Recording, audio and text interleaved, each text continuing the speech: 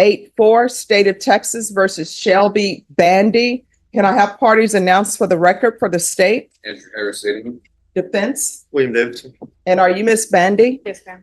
Did you review the document entitled Motion to Enter Adjudication of Guilt and Revoke Community Supervision with your attorney? Yes, ma'am. Did you understand it? Yes, ma'am. Welcome back to the channel, where courtroom drama meets sharp legal analysis.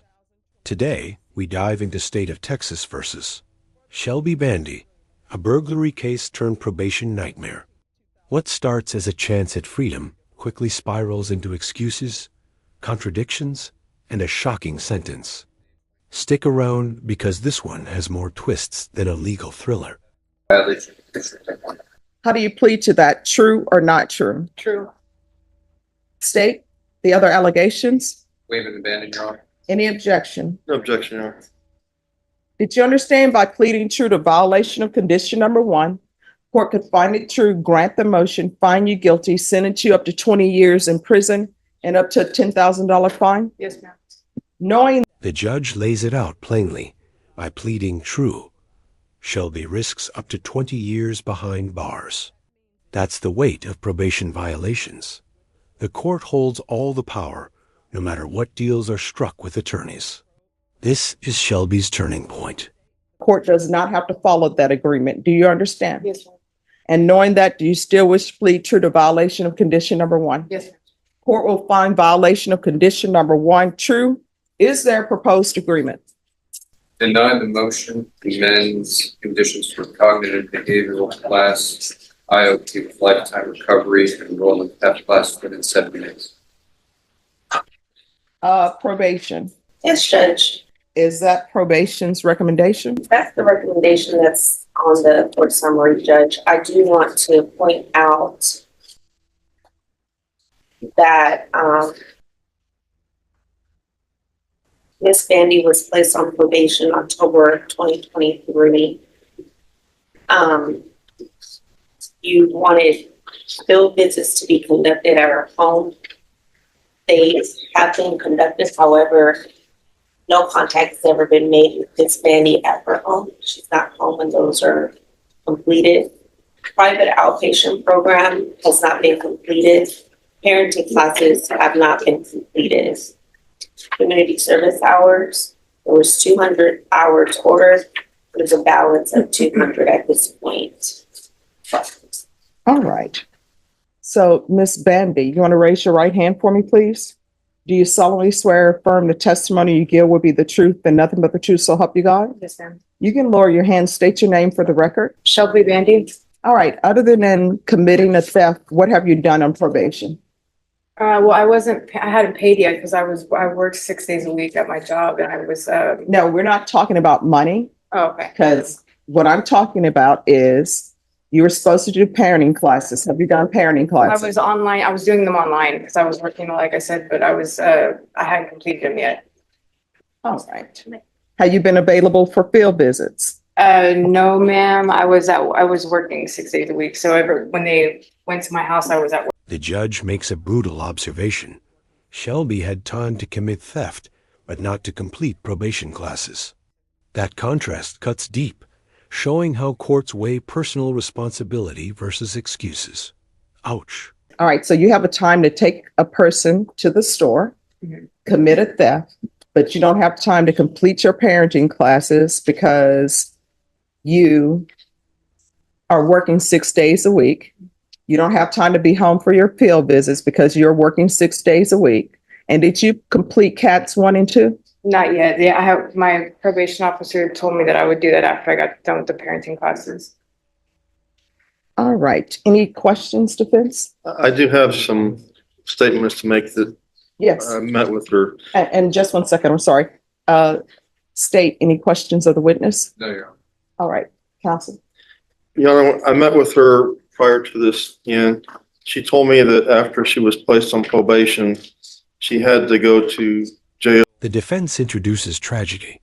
Shelby's mother passed away right after her release. Emotional context can sway courts, but it doesn't erase obligations. Grief, work, and life pressures valid reasons.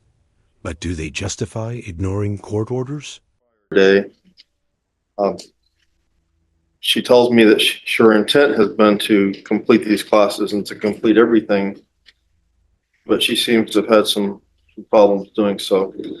Can you tell the judge why you didn't, just a better explanation of why you didn't complete all these things, other than just working? Yeah, I was working and then I just, my mother passed away the day before I got out of jail. And so we had to, plan her funeral. We ended up cremating her. We spread her ashes at the beach. And then her house, we were going to sell it now. And so we had to clean it up. So I was busy doing that too. I was busy going to work. When I wasn't at work, I was at home packing up all of her stuff, Did you pick up the phone and tell probation? my probation officer, I was reporting and she knew everything that was going on and she was understanding about it. She just said, she did tell me. Multiple probation officers, confusing supervision, inconsistent guidance. Shelby paints a picture of chaos. But here's the catch. Confusion doesn't equal compliance. At the end of the day, the burden is on the defendant to stay on track. And so, I don't know if that's an excuse or anything, but No, when I first started to report, I saw like 3 or 4 different probation officers in the beginning. And then the probation officer that I have now, I guess my permanent one, I only saw her 3 times, I believe. Excuse me. No talking behind the court reporter. All you have to do is ask the deputy to move your person to the end. Thank you. You may continue. Yeah, so they gave me like 3 or 4 different probation officers in the beginning, and then so it was like I got orientated like every time, How does that translate to you committing a theft? It doesn't. It's just forgot what he asked me. It's just what I was doing, like why I hadn't completed the classes and stuff, like why I hadn't done anything like. The defense asks Shelby if she understands prison is the alternative. This moment is critical. Probation is a privilege, not a right. It's designed as a second chance, and failing it almost guarantees incarceration. okay, do you understand this judge can send you to prison if you're too busy and then you won't be too busy? Right, I understand that. You understand that? Because probation is a chance for you to show the court that you can comply with regulations and rules. If you go out and you commit other offenses, you're not reporting, I know you report it, but if you're not doing everything you're supposed to do, your probation can be revoked. I understand. And nobody can stop the judge from doing that. You understand that? I understand. If this judge does go with the recommendation from the probation officer who wrote this up, are you going to comply with what you have to do? Yes. Are you going to be too busy working? No. You understand being too busy working tells the judge that you're too busy to do probation? I understand. Thank you. All right. Any other questions? There. All right. I'm not going to follow your agreement. I don't think you're appropriate candidate for probation. The number one thing, you're on probation for breaking into someone's home and stealing. You haven't done anything on probation.